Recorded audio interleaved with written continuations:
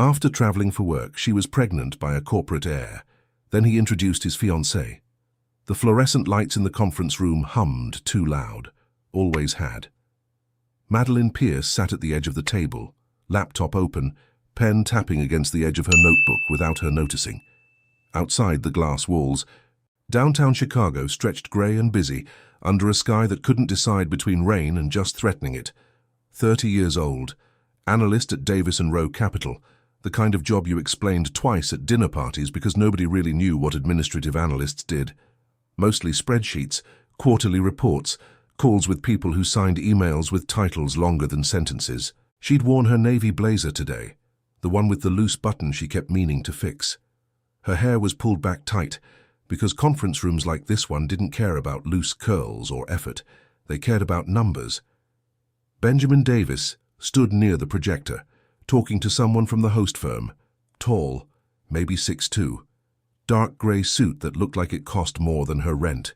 He had the posture of someone who'd never had to prove he belonged anywhere. Didn't need to. The name Davis did that for him. She'd worked at the firm for 3 years and had probably spoken to him directly twice. Maybe 3 times. He was polite, controlled. The kind of guy who remembered your name but not your birthday. The meetings had been brutal. 8 straight hours of market projections, risk assessments, stakeholder concerns. Her coffee had gone cold an hour ago, but she kept sipping it anyway because her hands needed something to do. By the time the last presentation wrapped, the sky outside had finally made up its mind. Rain streaked the windows, blurring the city into something softer. "Long day," someone said behind her. She turned. Benjamin was standing there, jacket over his arm, the knot of his tie slightly loosened. First time she'd seen him look anything less than perfectly assembled. "Yeah," she said. "Brutal." He smiled, barely. "The restaurant downstairs is supposed to be decent. You hungry?" She hesitated. The plan had been room service and a novel she'd been trying to finish for 2 months, but her stomach was empty, and the idea of eating alone in a hotel room suddenly felt more depressing than it should. "Sure," she said. "Why not?" The restaurant was quieter than expected for a Thursday night. Low lighting, dark wood tables, the kind of place that charged $18 for a burger and called it artisan. They got a booth near the back. The waiter brought water and menus. Benjamin ordered wine without asking if she wanted any. She didn't correct him. "How long have you been with the firm?" he asked. 3 years, she said. "You probably don't remember. I started right after the merger." "I remember," he said. "You sat in on the risk briefing, asked the question nobody else wanted to ask." She blinked. "You remember that?" Hard to forget someone who makes the room uncomfortable on purpose. The wine came, a red she didn't recognize. He poured for both of them without making a show of it. "So?" he said, leaning back. "You like Boston?" "It's fine," she said. "I grew up outside the city. Somerville now, small place, good light. Rent's not terrible." "Somerville's nice," he said. "Quieter than downtown." "You're in the seaport, right?" "Charles River," he corrected. "My grandfather's old place got passed down when he moved to Florida." "Of course. Passed down. Like legacy was something you inherited with the furniture." The conversation moved. Work at first, then the usual surface-level stuff, where she went to school, what she did on weekends. He didn't talk about himself much, but when he did, it wasn't bragging, just facts. The kind of life that sounded exhausting even when described casually. The wine helped, loosened the edges, made the silence between sentences less awkward. "You ever feel like you're just—" She started, then stopped, shook her head. "Never mind." "What?" "Nothing. It's stupid. Try me." She looked at him. Really looked. He wasn't smiling anymore, just waiting. "You ever feel like you're playing a role?" she said. "Like you know your lines and you show up on time and you do the thing you're supposed to do. But somewhere along the way, you forgot why you started doing it in the first place." He didn't answer right away. Just stared at the wine in his glass, swirling it once. Twice. "Yeah," he said finally. "Every day." Something shifted. Small, barely noticeable. But there. The waiter came back. They ordered food neither of them would remember later. Another glass of wine appeared. Then another. "My family has this idea of who I'm supposed to be," he said, voice lower now. "Third generation. Carry the name forward. Don't embarrass anyone. Marry well. Keep the firm stable. Sometimes I think they'd be fine if I was just a well-dressed placeholder." Madeline leaned forward, elbows on the table. "That sounds exhausting." "It is. So why do it?" He looked at her, really looked. "Because I don't know what else I'd do." The honesty hit harder than she expected. "I had this plan once," she said, "when I was in college. I was going to move to New York, work in publishing, read manuscripts, maybe write something myself someday. But then my dad got sick and I came back to help my mum, and one thing led to another, and now I'm 30 and I spend my days color-coding spreadsheets." "You still write?" "No." "Why not?" She shrugged. "I guess I forgot how." The food came. They ate slowly, talked more, about parents, about pressure, about the version of yourself you show the world versus the one that exists at 2 a.m. when you can't sleep. At some point, the restaurant started emptying out. The waiter brought the check. Benjamin paid without looking at it. They stood. The hallway back to the elevators was long and quiet. Their footsteps echoed on the polished floor. "Thanks for dinner," she said. "Thanks for the company." They stopped at the elevators. She pressed the button. The lobby was empty now except for the night clerk at the front desk, barely paying attention. The elevator dinged. Benjamin turned to her. "What floor?" 12, she said. "Same." They stepped inside. The doors closed. The hum of the machinery filled the silence. She didn't look at him. Kept her eyes on the numbers climbing. 8, 9, 10. "Madeline," he said. She turned. He was closer than she remembered. Close enough that she could see the faint shadow of stubble along his jaw. Close enough to catch the faint smell of his cologne mixed with wine. "Yeah?" He didn't answer. Just looked at her. And in that look she saw everything he wasn't saying. The elevator slowed. 11. Neither of them moved. 12. The doors opened. The hallway stretched in both directions. Dim lighting. Beige carpet. The low hum of the ice machine somewhere down the hall. "My room's that way," she said, nodding left. "Mine's right," he said, but neither of them moved. She should have said goodnight. Should have walked away, should have laughed it off and blamed the wine and gone to bed alone like she'd planned. Instead, she stayed exactly where she was. "Madeline, don't," she said. "Quiet, steady. Don't say anything you're going to regret tomorrow." "I won't." She looked at him one more time, searching for hesitation, for doubt, for any reason to walk away. She didn't find one. The door to her room clicked open. He followed her inside. What happened next didn't need explaining. It wasn't planned, wasn't calculated, just two people who'd spent too long being the version of themselves everyone else needed, and not enough time being anything real. The room was dark, except for the glow of the city outside the window. The rain had picked up, drumming steady against the glass. When he kissed her, it wasn't rushed, wasn't desperate, just inevitable, like something that had been building all night and finally had permission to exist. His hand found the small of her back, hers tangled in his hair. They moved slow, careful, like they both knew this was a line they couldn't uncross. The bed was unmade from earlier when she'd collapsed on it after the last meeting. The sheets were cool. The room was quiet except for their breathing, and the rain and the faint sound of a car alarm going off somewhere far below. Neither of them spoke. Words would have ruined it. She woke up alone. The sky outside was lighter now, not quite sunrise, but close. The rain had stopped. The other side of the bed was cold. She sat up slowly, pulling the sheet around her shoulders. Looked around the room. His tie was gone, his jacket, his shoes. He'd left without waking her. Her phone sat on the nightstand. 5:47 a.m. She reached for it.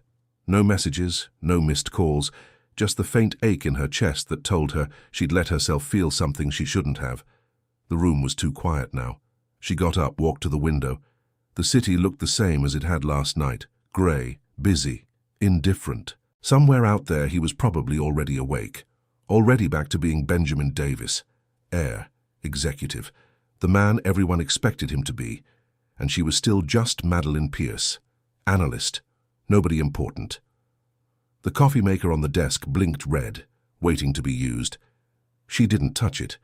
The flight back to Boston was delayed, mechanical issues, then weather, then something about crew availability that the gate agent explained twice without actually explaining anything. Madeline sat in the terminal with her laptop open, pretending to work. The spreadsheet on her screen hadn't changed in 20 minutes. Same numbers, same columns.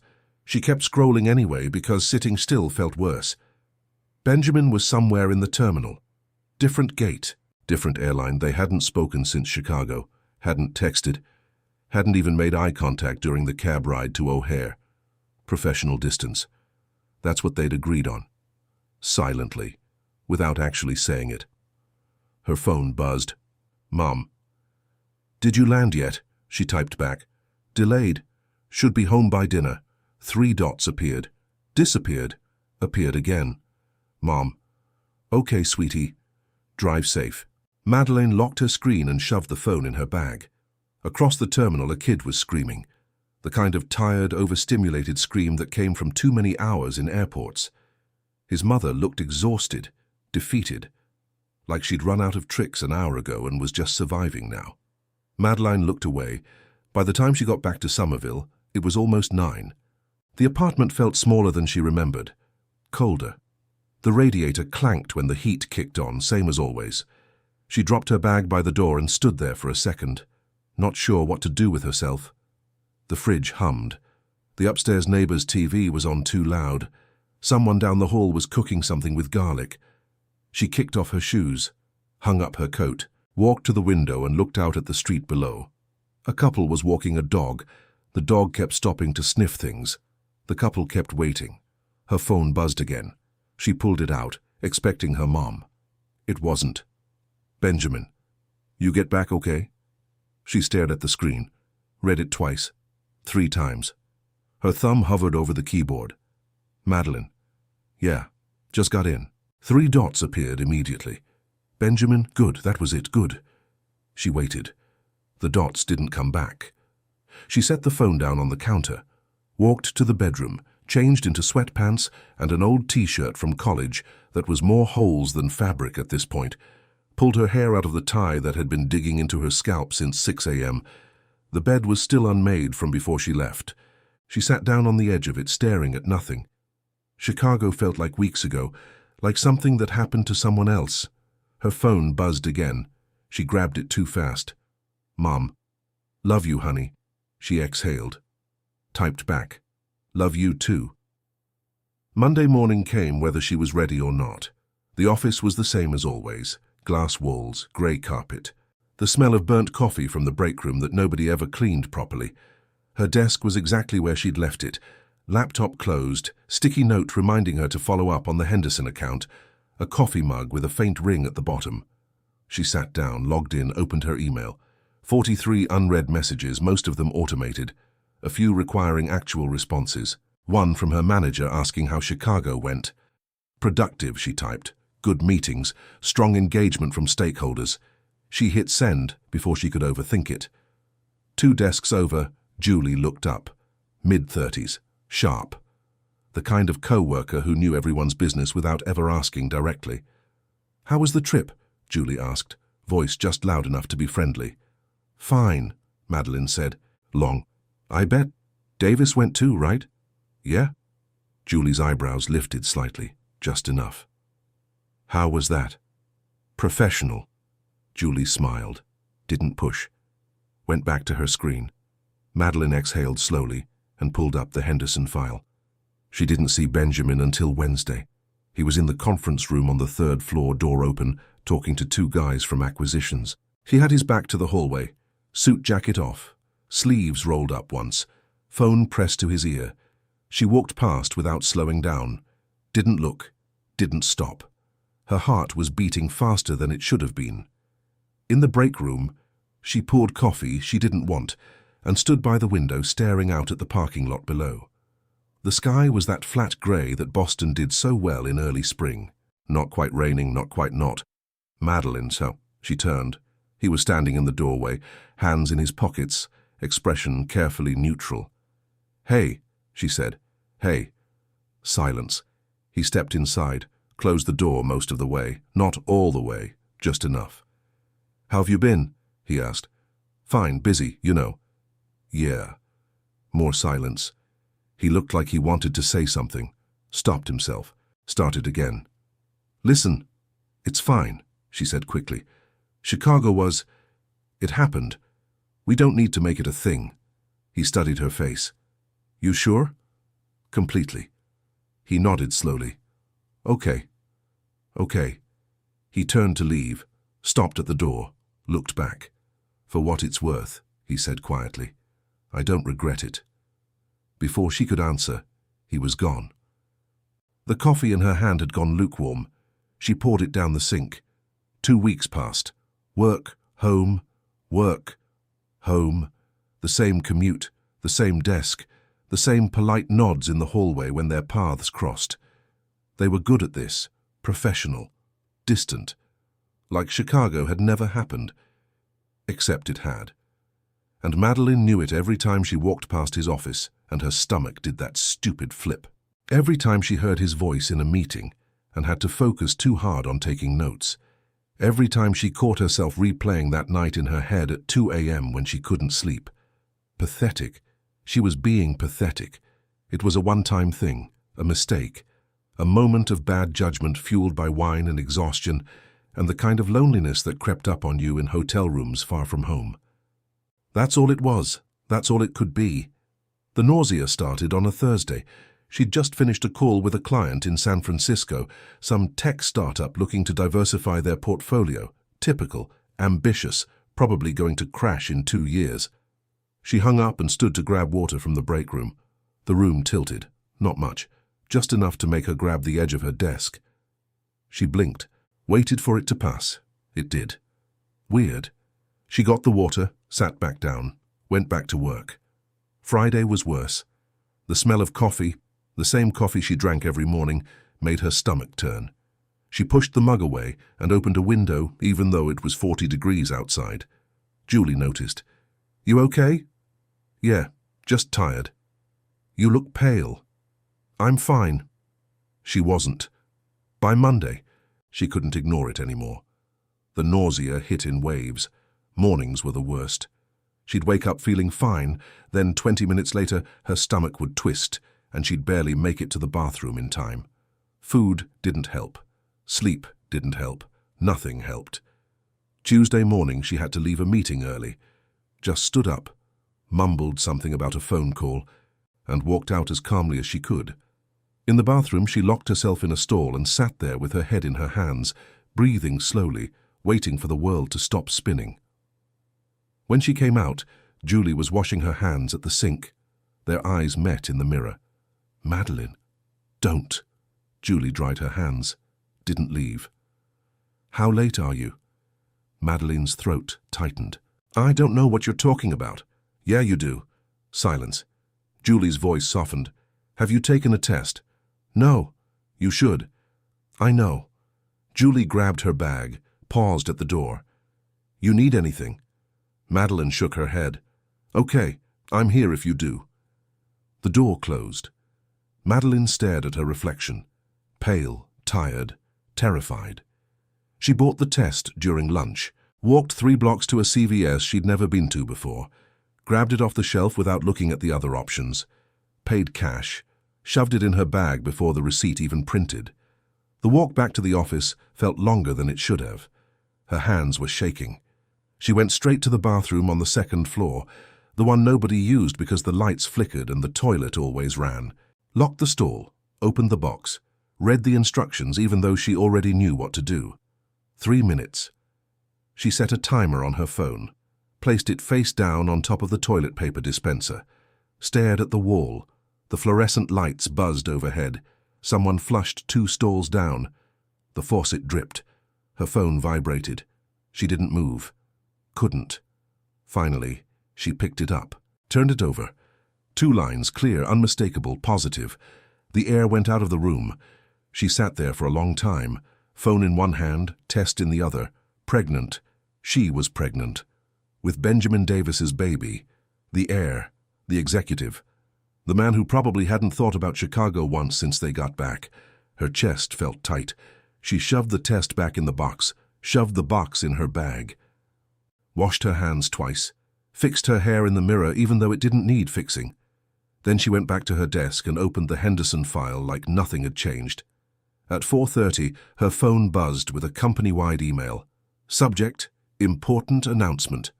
All staff meeting. 5 p.m. She frowned. Read it again. Please join us in the main auditorium for a brief but important company announcement. Attendance is requested. She glanced around. Everyone else was reading the same email. Julie looked over. You know what this is about? Madeline shook her head. Probably another merger, Julie muttered. Or layoffs. God, I hope it's not layoffs. Madeline closed her laptop. Her stomach twisted again. Not nausea this time. Something worse. The auditorium was packed by 5. Everyone crammed into rows of chairs facing the small stage at the front. The overhead lights were too bright. The air felt stale. Madeline sat near the back, kept her bag on her lap. Inside it, the pregnancy test sat like a bomb waiting to go off. The room quieted as the senior partners filed onto the stage. Benjamin was with them. Center stage, hands in his pockets, expression unreadable. And next to him stood a woman Madeline had never seen before. Tall, elegant, mid-30s maybe, blonde hair pulled back in a sleek, low bun, cream-colored dress, pearls, the kind of woman who looked like she'd been born knowing which fork to use. Madeline's stomach dropped. One of the senior partners stepped to the microphone. Thank you all for gathering on short notice, he began. We wanted to take a moment to share some wonderful personal news that we felt the Davis and Rowe family should hear directly from us. Madeline's hands gripped the strap of her bag. The partner smiled, gestured to Benjamin. Benjamin, would you like to do the honors? Benjamin stepped forward. The room went silent. He looked calm, composed, like he'd done this 100 times before. Thank you all for being here, he said, voice steady. I'm pleased to introduce you to my fiancée, Eleanor Whitfield. The woman smiled, polite, practiced. Eleanor and I have known each other for several years through our families, Benjamin continued. We're excited to announce our engagement and to begin planning our future together. Applause filled the room. Madeline couldn't breathe. Fiancée, engagement, planning our future together. The words echoed in her skull like a bad recording. She sat frozen while everyone around her clapped, smiled, congratulated. Benjamin's eyes swept the room. For half a second, they landed on her, then moved on. Eleanor stepped closer to him. He put his arm around her waist, the picture of a perfect couple. Madeline stood. No one noticed. She walked out of the auditorium as quietly as she could, down the hallway, past the break room, into the stairwell. The door slammed shut behind her. She leaned against the wall, closed her eyes. Inside her bag, the pregnancy test felt heavier than it should have. Her phone buzzed. She didn't look. The stairwell was silent except for the hum of the building and the distant sound of applause still echoing from the auditorium. She was pregnant. He was engaged. And she was completely, utterly alone. The lights flickered once. She didn't move. She didn't sleep that night. Tried. Couldn't. Just lay there staring at the ceiling, watching shadows from the street lamp outside shift across the plaster. The upstairs neighbor was up late again. Footsteps. Something heavy being dragged across the floor. Then silence. Her phone sat on the nightstand, screen dark. No calls, no texts. Not that she expected any. At 2 a.m. she got up, made tea she didn't drink, sat at the kitchen table with her laptop open, pretending to look at work emails.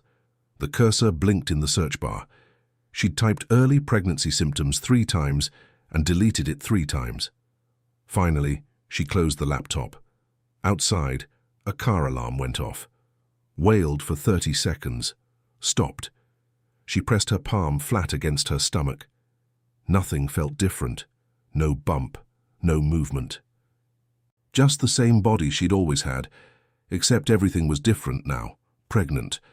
The word sat heavy in her mind like something foreign, something that happened to other people, not her. By the time the sun came up, she'd made a decision. She wasn't telling him. Not yet. Maybe not ever. This was her problem, her body, her choice. He'd made his. Work was a special kind of torture. She showed up on time, sat at her desk, answered emails, attended meetings, smiled when she was supposed to smile. No one noticed anything was wrong, except Julie. "You look like hell," Julie said Wednesday morning, appearing at Madeline's desk with 2 coffees. "Thanks. I mean it. When's the last time you slept?" "I'm fine." Julie set one of the coffees down in front of her. "Decaf. Just in case." Madeline looked up sharply. Julie raised her hands. "I'm not asking, I'm just saying." "Jules, I know, none of my business." She turned to leave, then stopped. "But if it becomes my business, I'm here. Okay?" Madeline's throat tightened. "Okay." Julie walked away. Madeline stared at the decaf coffee for a long time before pushing it aside. She didn't see Benjamin all week, which was fine, better than fine.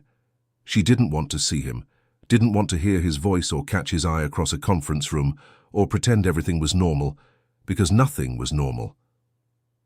Friday afternoon, she was walking to the parking garage when she heard footsteps behind her. "Madeline." She stopped, didn't turn around. "Can we talk?" Benjamin's voice, low, careful. "I'm late for something," she lied. "It'll just take a minute." She finally turned. He was standing a few feet back, hands in his pockets. He looked tired. Good. He should be tired. "What do you want?" she asked. He glanced around. The hallway was empty, but voices echoed from somewhere nearby. "Not here. Can we go somewhere?" "No." "Madeline." "What do you want, Benjamin?" He exhaled, ran a hand through his hair. "I wanted to explain." "Explain what? The fiancé you forgot to mention in Chicago, or the part where you acted like nothing happened?" His jaw tightened. "It's complicated." "I'm sure it is. Eleanor and I—" He stopped, started again. "It's not what you think." "Really?" "Because what I think is that you slept with me while you were engaged to someone else." "I wasn't engaged yet, not technically." She laughed, sharp, bitter. "Oh, well then, that makes it so much better." "That's not what I meant." "Then what did you mean?" He looked at her, really looked, and for a second she saw something crack in that perfectly composed exterior, something raw. "I don't know," he said quietly. The honesty hurt worse than the lies would have. "I have to go," she said. "Madeline, please." "Don't." She stepped back. "Don't make this harder than it already is." She walked away before he could say anything else. Her hands didn't stop shaking until she got to her car. The next 2 weeks blurred together. Morning sickness, exhaustion, the constant low-level nausea that came in waves and left her feeling wrung out by lunch. She called in sick twice. Unusual for her, her manager noticed. "Everything okay?" he asked during their one-on-one. "Yeah, just some bug I can't shake." "Well, take care of yourself. We need you sharp for the Bellingham pitch next month." She nodded, took notes she'd forget later, smiled like everything was fine. At night she researched, read articles, forums, medical websites with clean white backgrounds and clinical language that made pregnancy sound like a business transaction. Options. That's what they called them. She had options, except it didn't feel like she did. She was sitting in her car outside a CVS on a Tuesday evening, staring at the entrance when her phone rang. "Mom." She almost didn't answer. "Hey," she said finally. "Hi, honey. Just checking in. Haven't heard from you in a few days." "Yeah, sorry, work's been crazy." "You sound tired." "I'm okay." Silence on the other end. The kind of silence that meant her mother knew she was lying, but wasn't going to push. Yet. "You eating enough?" her mom asked. "Yes, Mom." "And sleeping?" "When I can." "Madeline." "I'm fine, really. I just have a lot going on right now." More silence. "You know you can talk to me, right?" her mom said softly. "About anything." Madeline's eyes stung. She blinked hard. "I know." "Okay, well, call me this weekend. We'll have lunch." "Okay." "I love you, sweetheart." "Love you too." The call ended. Madeline sat there for another 10 minutes staring at nothing. Then she got out of the car and went inside. The doctor's office was in a medical building near downtown. Grey carpet, beige walls, magazines on the table that were all 6 months old. She filled out forms, checked boxes, wrote her insurance information in the blank spaces provided. Emergency contact? She stared at the line for too long before writing her mother's name. The nurse called her back 20 minutes later, took her blood pressure, asked when her last period was, smiled kindly when Madeline's voice wavered. "Dr. Morrison will be right with you," the nurse said. Madeline sat on the exam table, paper crinkling under her. The room smelled like hand sanitizer and something vaguely floral. The poster on the wall showed a cross-section of a pregnant woman, labels everywhere, uterus, placenta, fetus. She looked away. Dr. Morrison came in 5 minutes later, mid-40s, calm, the kind of doctor who'd seen everything and acted surprised by nothing. "So," she said, sitting down with Madeline's chart, "pregnancy test came back positive. How are you feeling about that?" Madeline's throat closed. "I don't know." Dr. Morrison nodded. "That's okay. You don't have to know yet." She pulled out a calendar. "Based on your last period, you're about 6 weeks along. That sound right?" 6 weeks. Chicago was 7 weeks ago." "Yeah," Madeline said. "That's right." "Okay, we'll do an ultrasound today, just to confirm everything looks good. Then we can talk about next steps." Next steps, like this was a project plan, a quarterly review. The ultrasound room was darker, cooler. Dr. Morrison squeezed gel onto Madeline's stomach, cold like she'd been warned, and pressed the wand against her skin. The screen flickered. Static. Shapes. Nothing that made sense. Then Dr. Morrison adjusted something, and there it was, a tiny flicker. Fast. Rhythmic. "That's the heartbeat," Dr. Morrison said. Madeline stared at the screen. It didn't look like anything. Just a grainy blob with a pulse. But it was there. Real. Her chest tightened. "Everything looks good," Dr. Morrison said. "Measuring right on track for 6 weeks. Do you have any questions?" Madeline shook her head. She couldn't speak. She sat in her car in the parking garage afterward, printout of the ultrasound on the passenger seat, just a black and white image. A blob. A flicker. Her phone buzzed. "Julie. Dinner tonight? You look like you need a drink or several." Madeline typed back. "Can't." "Rain check?" Julie. "You okay?" Madeline. "Yeah, just tired." Julie. "Liar. But okay. I'm here when you're ready to talk." Madeline locked her phone, picked up the ultrasound, stared at it. 6 weeks. In 6 more weeks she'd be showing. People would notice. Word would spread. The whole office would know. And Benjamin would find out. She didn't know which terrified her more, and telling him or not telling him. She lasted another week before she broke. It was late Friday afternoon. Most people had already left for the weekend. The office was quiet except for the hum of the HVAC and the distant sound of a vacuum cleaner on another floor. Madeline was packing up her desk when she saw him, Benjamin, walking toward the elevators, alone. She didn't think, just grabbed her bag and followed. "Benjamin!" He turned. Surprise flickered across his face. "Madeline, hey, can we talk?" He hesitated, glanced at his watch. "I have dinner with—" "5 minutes," she said. "Please." Something in her voice made him stop. "Okay," he said. "Conference room 3 is empty." They walked in silence. He closed the door behind them, gestured to a chair. She didn't sit, neither did he. The room felt too big and too small at the same time. "What's going on?" he asked. She opened her mouth, closed it. This was a mistake. She should leave, should wait, should never have followed him in the first place. But her body was making decisions her brain couldn't override anymore. "I need to tell you something," she said. He waited. Her hands were shaking. She shoved them in her pockets. "Chicago," she started. "What happened in Chicago? It wasn't—" She stopped, breathed. "I'm pregnant." The words hung in the air between them. Benjamin didn't move, didn't blink, just stared at her like she'd spoken a language he didn't understand. "What?" he said finally. "I'm pregnant. 6 weeks. I took a test. Saw a doctor. It's confirmed." His face went pale. "And it's yours?" "Yes." Silence. He sat down heavily in one of the chairs, pressed his hands to his face. "Jesus," he muttered.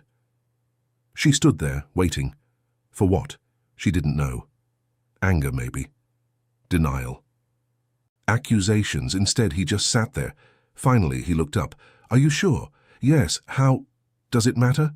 He rubbed his eyes. "No, I guess not." He exhaled. "What do you want to do?" The question felt like a punch. "I don't know yet," she said. "Okay. Okay. I mean—" He stood, started pacing. I don't—" He stopped. Looked at her. "Does anyone else know?" "No." "Not even your family?" "No." He nodded slowly, processing. The silence stretched. "Eleanor," he said finally, I'm not asking you to leave her." He looked at her sharply. "Then what are you asking?" "Nothing. I just thought you should know." "Madeline?" "I'm not keeping it to trap you or ruin your life or whatever you're thinking right now," she said, voice harder than she meant it. "I'm telling you because you have a right to know. What you do with that information is up to you." He stared at her. She grabbed her bag, headed for the door. "Wait," he said. She stopped, didn't turn around. "I need time," he said, "to figure this out, to think." "Take all the time you need." She walked out. The hallway was empty. The elevator took forever. When the doors finally closed, she leaned against the wall and let out the breath she'd been holding. Her phone was still in her pocket. She pulled it out. No messages. The elevator dinged. Lobby. She walked to her car on autopilot. Got in. Sat there. The parking garage was mostly empty now, just a few scattered cars under the fluorescent lights. Her hands gripped the steering wheel. She'd told him. Done. Now she had to figure out what came next. The engine turned over on the third try. She drove home in silence. 3 days passed. No calls, no texts, nothing. Madeline went to work, came home, ate when she remembered to, slept in patches that never felt long enough. The morning sickness was getting worse. She kept crackers in her desk drawer now. Ginger ale in the break room fridge with her name on it in Sharpie. Julie noticed. Of course she did. "You tell him yet?" she asked Monday morning, voice low. Madeline didn't ask how Julie knew, just nodded.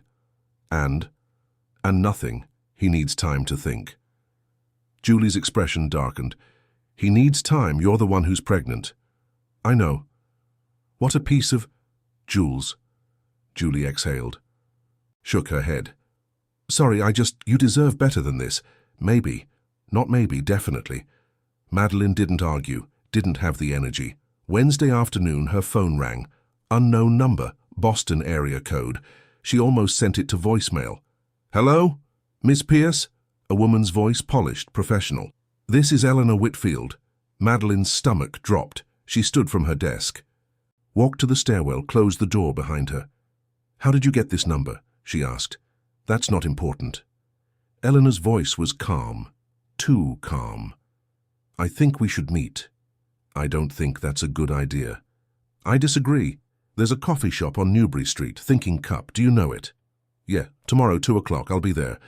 I think you'll want to hear what I have to say." The line went dead. Madeline stood in the stairwell, phone still pressed to her ear, heart hammering. Eleanor knew. She didn't sleep that night either. Just lay there running through scenarios. What Eleanor would say, how she'd react. Whether this was some kind of ambush. By morning, she'd almost convinced herself not to go. Almost. At 1:45, she was walking down Newbury Street past boutiques and restaurants with outdoor seating still empty in the March chill. Thinking Cup was on the corner. Small, busy. The kind of place where nobody noticed anyone else. Eleanor was already there. sitting at a table near the window, cream sweater, minimal jewelry, hair pulled back. She looked up when Madeline walked in. Their eyes met. Eleanor gestured to the empty chair across from her. Madeline sat. For a long moment, neither of them spoke. "Thank you for coming," Eleanor said finally. "Did I have a choice?" "Everyone has choices." A barista called out an order. Someone laughed at the counter. The espresso machine hissed. Eleanor folded her hands on the table. "I know about Chicago." Madeline didn't react, didn't confirm or deny. "Benjamin told me," Eleanor continued, "last week, after you told him about the pregnancy. He told you everything." Madeline's throat tightened. "I'm sorry." Eleanor's expression didn't change. "Are you?" "Yes. You slept with my fiancé. I didn't know he was your fiancé, not then. But you knew after." Madeline had no answer for that. Eleanor picked up her coffee, took a sip, set it down carefully. "I'm not here to make you feel guilty." "Then why are you here?" "Because I want to understand." "Understand what?" "What he sees in you." The words hit like a slap. Madeline leaned back. "I should go." "Please don't." Eleanor's voice softened, just barely. "I'm not trying to be cruel. I genuinely want to know." Madeline hesitated. "It wasn't about what he saw in me. It was one night, a mistake." "Was it?" "Yes." Eleanor studied her. "You're pregnant with his child. That's not a mistake. That's a consequence." "I know that." "Do you?" Eleanor leaned forward. "Because from where I'm sitting, it looks like you're expecting him to choose. Between me and you. Between the life he's supposed to have and the one you're offering." "I'm not offering him anything," Madeline said, voice harder now. "I told him because he had a right to know. That's it. I don't want his money. I don't want him to leave you. I don't want anything from him." "Then what do you want?" The question hung between them. Madeline didn't have an answer. Eleanor sat back. "I've known Benjamin for 5 years. Our families have been close for longer. We make sense on paper. Same background, same expectations, same world." "Sounds romantic." "It's not," Eleanor said simply. "But it's stable. It's safe. And until a few weeks ago, I thought it was enough." Madeline looked at her. Really looked. Eleanor wasn't angry, wasn't yelling, wasn't doing any of the things Madeline expected. She just looked tired. "He's confused," Eleanor said. "Doesn't know what he wants. Probably hasn't known for a long time. And now you've given him an excuse to keep being confused." "I'm not blaming you. I'm just telling you what I see." Eleanor picked up her coffee again. "He's going to have to choose, not today. Maybe not next week, but eventually. I already told you I'm not asking him to choose me. Maybe you're not. But the baby is." The words settled like stones. Outside, a bus hissed to a stop. People got off, got on. Life kept moving. "I loved him, you know," Eleanor said quietly. "Or I thought I did. Maybe I just loved the idea of him. The future we were supposed to have." "I'm sorry," Madeline said again. Eleanor smiled. Sad. Small. "So am I." She stood, gathered her bag, pulled her coat on. "For what it's worth," Eleanor said, "I don't think you're a bad person. I think you got caught up in something complicated, and you're doing the best you can." "You too." Eleanor nodded, turned to leave, stopped. "He'll come around eventually," she said. "When he does, make sure he's choosing you because he wants to, not because he feels obligated." Then she walked out. Madeline sat there for a long time after she left. Her coffee had gone cold. That night, Benjamin called. She was in bed, staring at the ceiling. Again, she almost didn't answer. "Hello? It's me." His voice was rough, tired.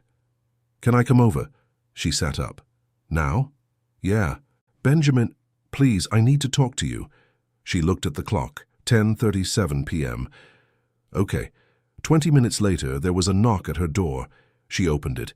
He looked worse than she'd ever seen him. Hair messy, no tie, jacket wrinkled like he'd been wearing it for days, stubble he hadn't bothered to shave.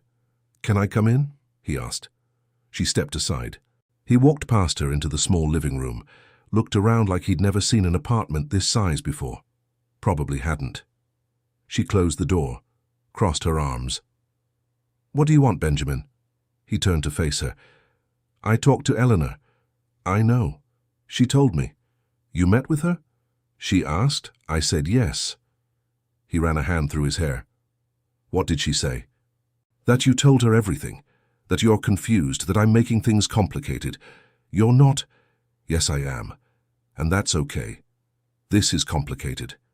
He looked at her for a long moment. "I ended it." Madeline froze. "What?" "The engagement. I called it off. Tonight." Her heart was beating too fast. "Why?" "Because I couldn't keep lying. To her, to you, to myself." "Benjamin, I know what you said. That you don't want anything from me, that you're fine handling this on your own, but I can't." He stopped, started again. "I can't just walk away. Not from this.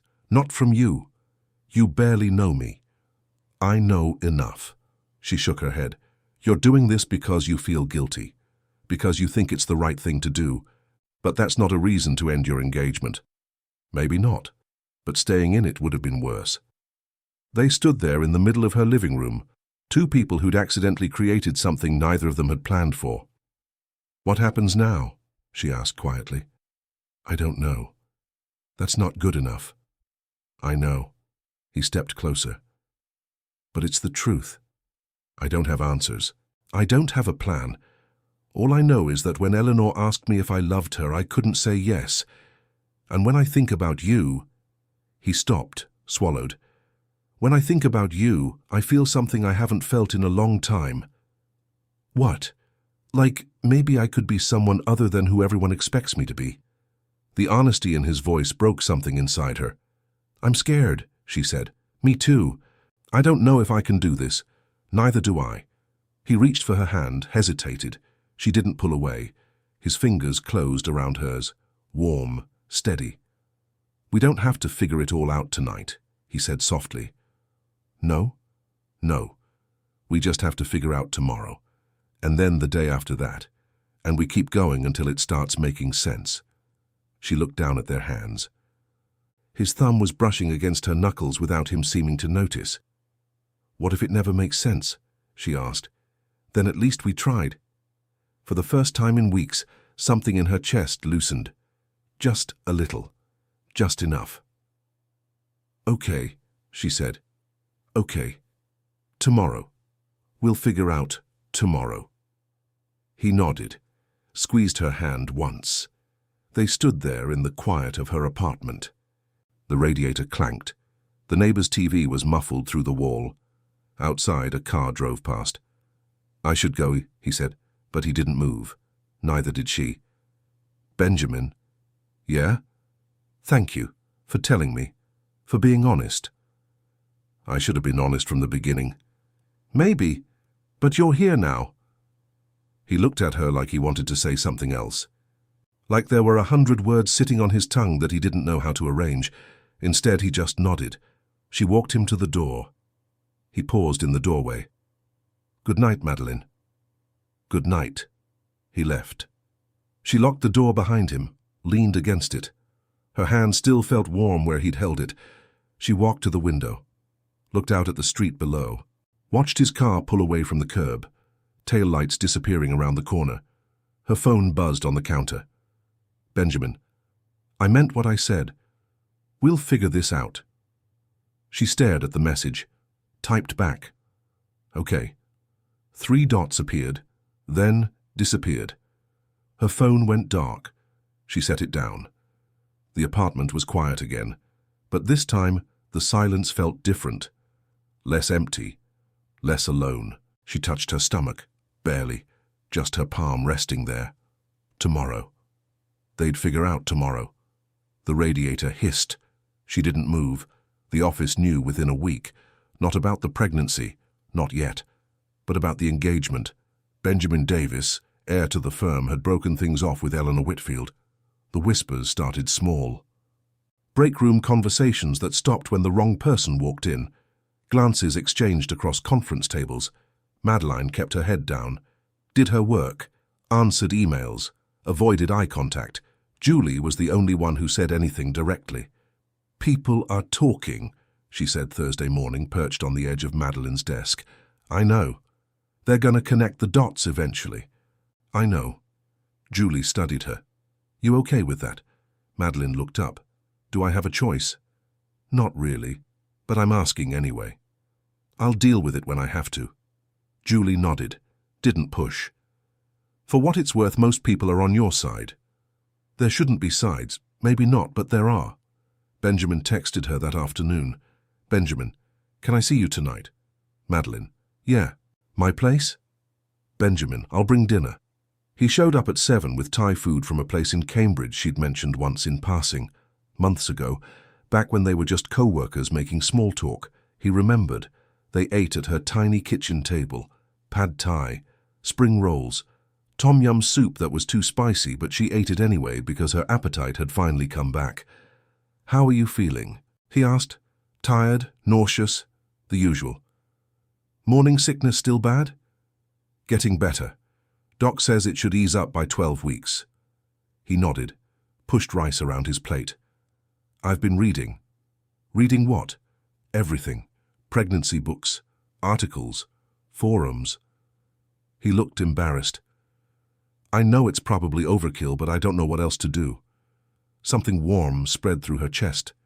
"It's not overkill. I bought a book on fatherhood yesterday.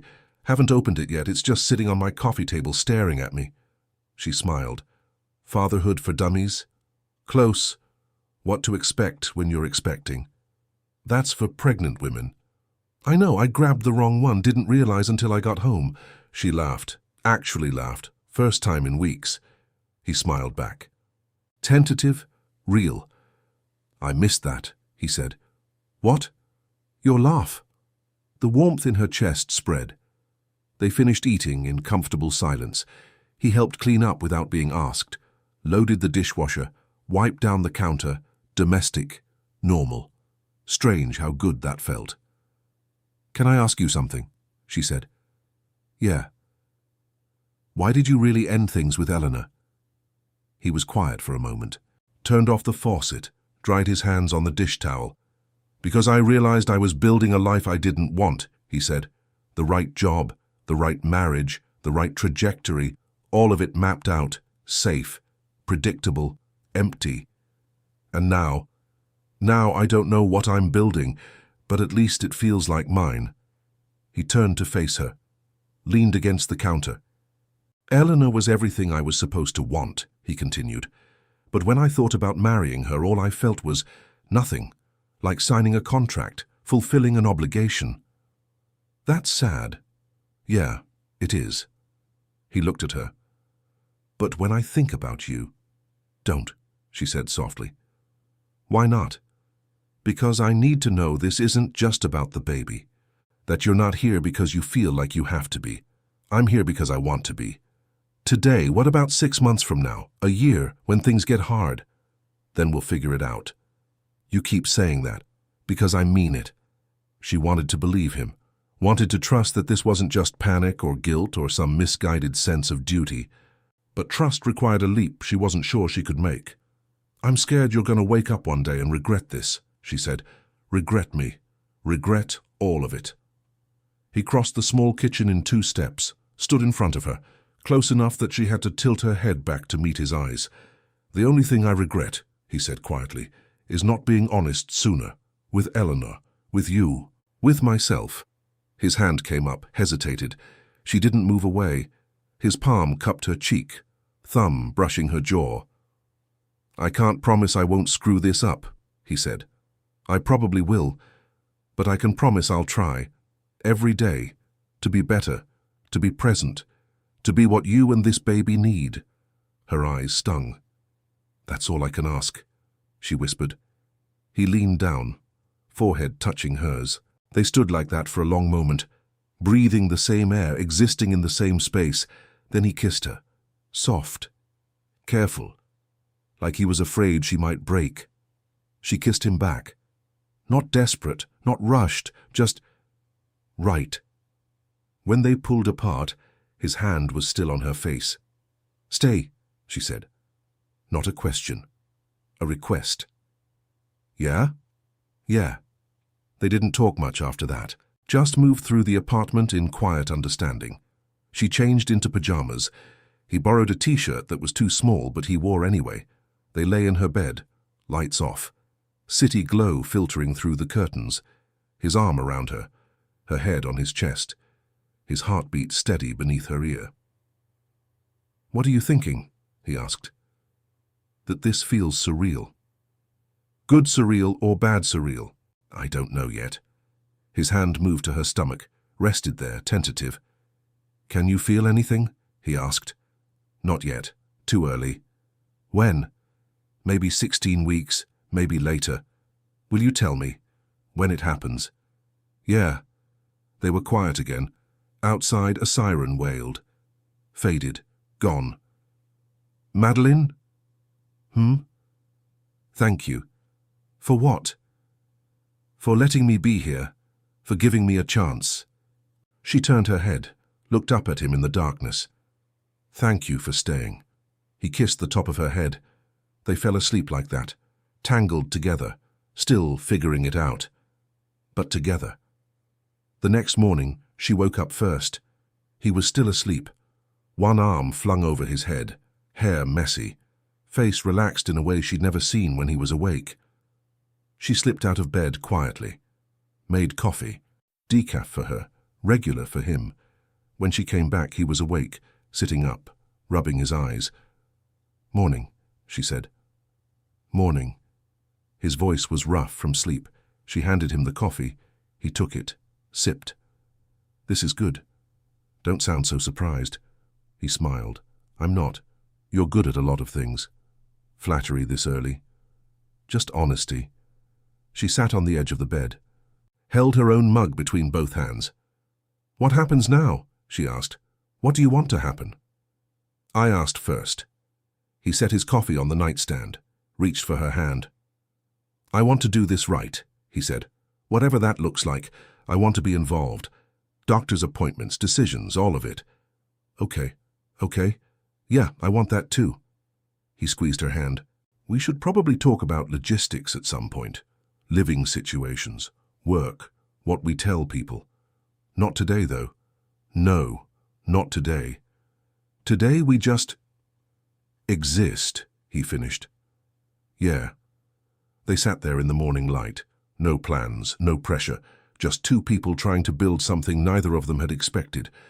It wasn't perfect, it wasn't simple, but it was theirs. 3 weeks later she was showing. Just barely. Not enough that strangers noticed, but enough that her regular pants didn't fit anymore. She stood in front of her bathroom mirror, shirt pulled up, staring at the small curve of her stomach. Real. This was real. Her phone buzzed on the counter. Benjamin. "Appointments at 2, right?" Madeline. "Yeah. Meet you there?" Benjamin. "I'll pick you up." 1:30. She smiled. He'd been at every appointment since she told him, sat in the waiting room reading pamphlets, asked questions the doctor probably thought were excessive, held her hand during the ultrasounds. He was trying. That had to count for something. The office had figured it out by then. The timeline was too obvious, the broken engagement, the sudden closeness between Benjamin and Madeline, the way she'd started wearing looser clothes. Julie had been right. People talked. Some were supportive, some weren't.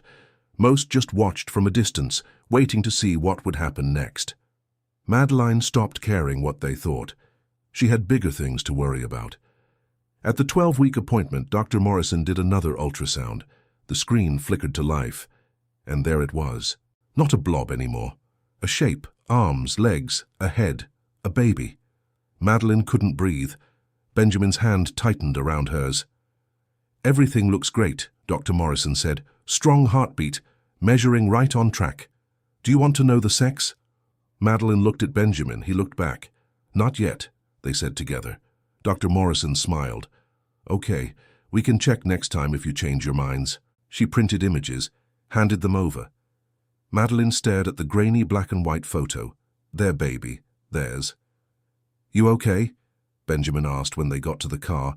"Yeah, just processing. Me too." He started the engine. didn't pull out of the parking spot yet. I know we said we'd take it day by day, he said, but I think we need to start making actual plans. Like what? Like where you're going to live when the lease is up. Whether you want me there. What we're going to tell work officially.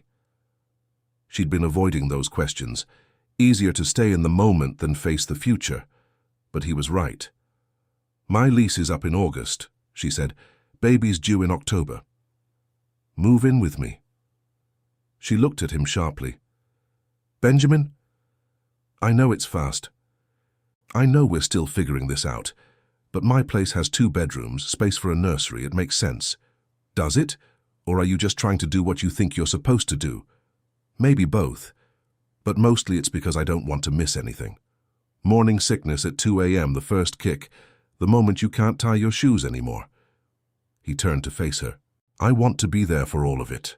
Her throat tightened. What if it doesn't work? She asked. What if we crash and burn? Then at least we'll know we tried. She looked down at the ultrasound photo in her lap. Okay, she said.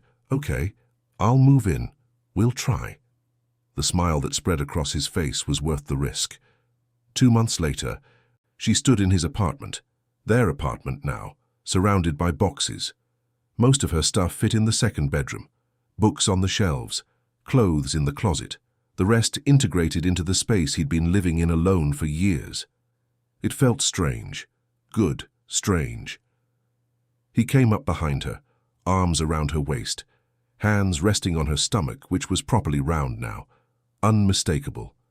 You okay? He asked. Yeah, just weird seeing my stuff here. Good weird? Yeah, good weird. The baby kicked. She felt it. He felt it. They both went still. Was that? He started. Yeah. Holy shit, she laughed, covered his hands with hers. They stood there in the middle of their living room, feeling their baby move for the first time, together. We're really doing this, she said. We really are. I'm terrified. Me too. But also kind of excited. Yeah, me too. The baby kicked again, stronger this time, like a reminder, like a promise, like the beginning of something neither of them had planned, but both of them wanted. The sun was setting outside the window, painting the Charles River gold and orange.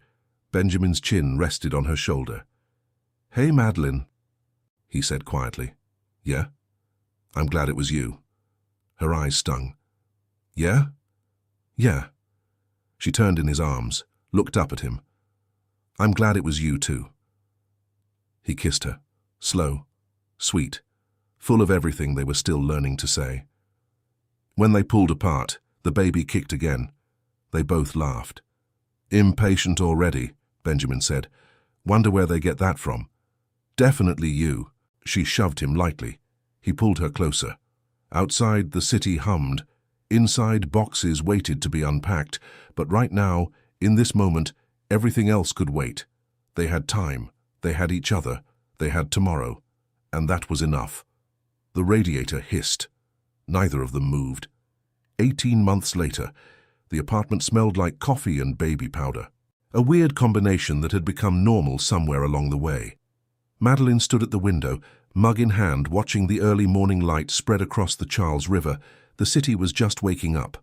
Joggers on the path below. A few cars crossing the bridge. Behind her, she heard movement, the soft shuffle of feet on hardwood. She's still asleep, Benjamin said, voice low. Madeline turned. He was standing in the doorway, hair sticking up on one side, wearing the old MIT shirt he'd had since college and sweatpants that had seen better days. Fatherhood looked good on him, tired, but good. How long? She asked. Maybe 20 minutes. 30 if we're lucky. I'll take it. He crossed to her, wrapped his arms around her from behind, rested his chin on her shoulder. They stood like that, looking out at the morning. Somewhere down the hall a soft cry started. They both sighed. 20 minutes, Benjamin said. Called it. He kissed her temple. I'll get her. You finish your coffee. You got her last time. Yeah, but you were up with her from 3 to 5. My turn. He disappeared down the hall. Madeline listened to his footsteps, the creak of the nursery door. His voice soft and warm, talking to their daughter. Hey, sweet girl, yeah, I know, you're hungry. Let's get you changed first, okay? I know. Dad's not as fast as Mom. We're working on it. She smiled into her coffee. The nursery had taken them 3 tries to get right. First attempt, Benjamin had assembled the crib backwards. Took them an hour to figure out why the mattress didn't fit. Second attempt, Madeline had a breakdown about paint colors, spent 2 hours crying on the floor because she couldn't decide between cloud white and ivory lace. They looked identical. Third attempt, they'd finally gotten it together, painted the walls a soft gray, hung simple white curtains, built the bookshelf correctly on the first try. Small victories. Now the room was perfect, or close enough. Photos on the wall, a mobile hanging over the crib that played some lullaby neither of them recognized, but the baby loved. A rocking chair in the corner that Madeline's mother had given them. Home. This was home. Benjamin came back carrying their daughter, 8 months old. Dark hair like his, eyes like Madeline's, the kind of baby that strangers stop to admire in grocery stores.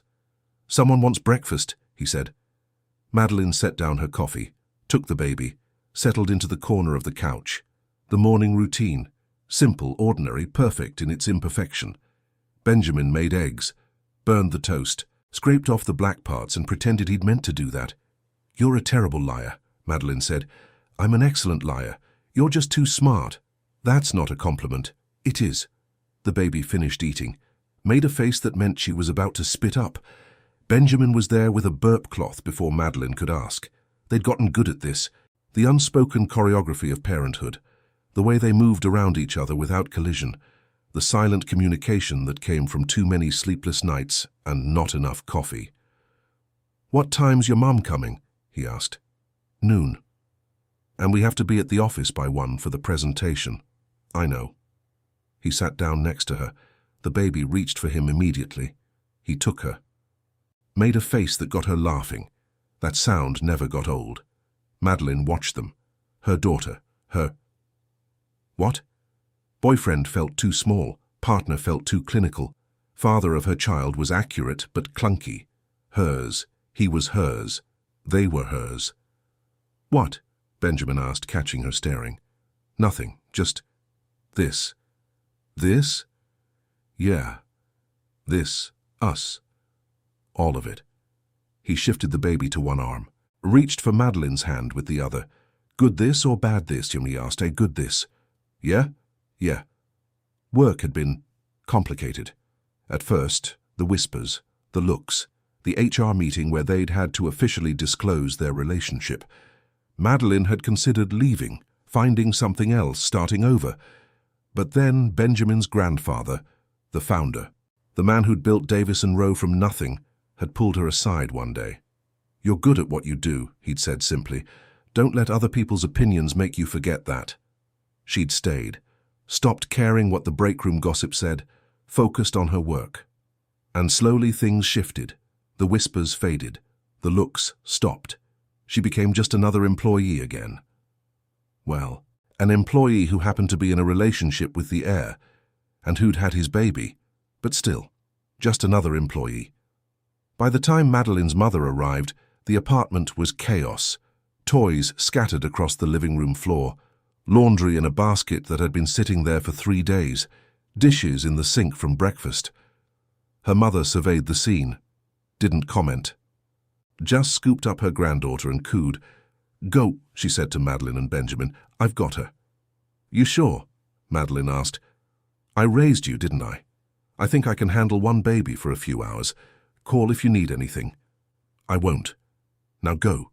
You're going to be late." The presentation went well, better than well. The client signed. 3-year contract, significant revenue. Benjamin's father clapped him on the back afterward. Rare show of approval. "Well done," he said to both of them. Madeline felt something loosen in her chest. Respect. She'd earned it. Not because of Benjamin, not because of the baby, not because of anything except her own work. That mattered. They picked up dinner on the way home, Thai food, same place as always. Her mother was on the floor when they walked in, the baby crawling circles around her, laughing. "How was she?" Madeline asked. "Perfect, as always." Her mother stood, brushing off her knees. You two look exhausted." "We are," Benjamin said. "Go eat. I'll put her down." They didn't argue, just collapsed on the couch with containers of pad thai and spring rolls, too tired to bother with plates. "This is our life now," Madeline said. "What? Eating cold Thai food on the couch while someone else puts our kid to bed. Could be worse." "Could it?" He smiled. "Yeah, we could be doing it alone."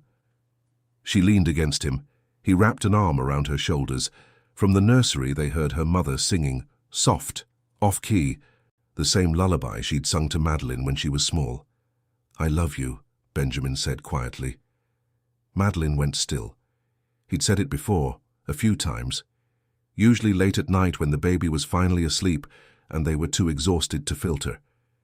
But this felt different, deliberate. She turned to look at him. "Yeah? Yeah. I love you too." He kissed her, tasted like peanut sauce and hope. When they pulled apart, her mother was standing in the doorway, a knowing smile on her face. "She's out," she said. "I'm heading home. You two get some rest." "Thanks, Mom. Anytime, sweetheart." She grabbed her coat, paused at the door. "You know," she said, "I wasn't sure about this at first. You and him, the baby, all of it happening so fast." Madeline's stomach tightened. "Mom, but I was wrong." Her mother looked at Benjamin, then back at Madeline. "You two are good together, really good, and that little girl is lucky to have you both." Her eyes stung. "Thanks." Her mother smiled, left. The apartment was quiet again, just the hum of the fridge, the distant sound of traffic, the baby monitor crackling softly on the counter. "Your mum likes me," Benjamin said. "Don't let it go to your head." Too late. She shoved him. He pulled her closer. They sat there in the dimness of their living room, surrounded by the beautiful mess of their life. It wasn't what either of them had planned, wasn't what anyone expected, but it was theirs, built piece by piece, day by day, mistake by mistake, success by success, imperfect, real, enough. Later that night, after they'd cleaned up and gotten ready for bed, Madeline stood in the doorway of the nursery. Their daughter was asleep, tiny fists curled near her face, chest rising and falling in that perfect baby rhythm. Benjamin came up behind her, wrapped his arms around her waist. "What are you thinking?" he whispered. "That I'm tired." "What else?" "That I'm happy." "Yeah?" "Yeah." He kissed the side of her neck. "Me too." They stood there watching their daughter sleep, two people who'd accidentally created something neither of them expected, but both of them wanted. "Benjamin?" she said softly. "Thank you." "For what?" "For staying, for trying, for not running when things got hard." His arms tightened around her. "Thank you for letting me." The baby stirred, made a soft sound, settled back into sleep. They watched her for another moment. Then Madeline closed the nursery door quietly, led Benjamin back to their bedroom, to their bed, to their life. Tomorrow would bring more chaos, more exhaustion, more moments of wondering if they were doing any of this right. But tonight they had this. Each other. Their daughter asleep down the hall. A future they were building together, one day at a time. The radiator clanked softly. Benjamin's hand found hers in the dark. She squeezed back. They fell asleep like that. Together. Still figuring it out. But together. And that was everything. The end. Final message. Some stories don't start with love. They start with mistakes. With bad timing. With moments that change everything when you weren't looking. Benjamin and Madeline didn't plan any of this. The one-night stand, the pregnancy, the broken engagement, the complicated choice to try. But they chose each other anyway. Not because it was easy, not because it made sense, not because anyone else understood. They chose each other because sometimes the best things in life are the ones you never saw coming. Because sometimes love isn't about perfect timing or perfect circumstances. It's about showing up, even when it's hard, even when you're scared, even when you don't have all the answers. It's about building something real in the middle of the mess, and trusting that's enough. Benjamin learned that legacies aren't built on names or money or expectations. They're built on the choices you make when no one's watching, on the moments you choose honesty over comfort, on the courage to be someone other than who everyone expects. Madeline learned that sometimes the life you didn't plan turns out to be exactly the one you needed. Not perfect, not easy, but real. And real is worth fighting for. Some men inherit empires, but the truly brave ones build their own. One day, one choice, one moment at a time. What do you think happens next for Benjamin and Madeline? Do they eventually get married, or does their unconventional relationship continue to work without traditional labels? Share your thoughts in the comments below. Your participation means a lot to the channel, and I'd love to hear how you think their story continues. Thank you so much for being here and experiencing this journey with Benjamin and Madeline.